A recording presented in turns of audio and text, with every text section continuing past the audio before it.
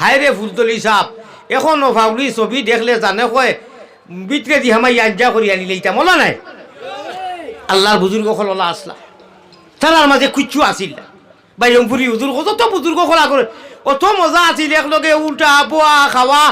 আপনার কিতা কইন না সাংগঠনিক কামগুলা কিছু বৌডর হিসাবে কোনোখানো ছোটো খাইতা কোনোখানো বড় খাইতাও তো ওটাও আছিল আর কি নদোয়া জমিয়ত অত মহব্বত আছিল আমরা বুঝাবুঝির গন্ডলের কারণে না এই নবা যাইছিলাম মুইয়ারি বেসা ইতামু নাই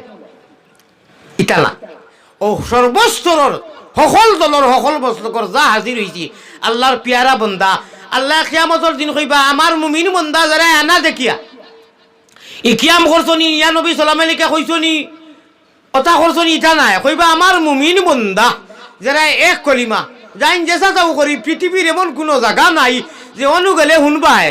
যে আহলে সুন্নতল জমাত বা কৌমি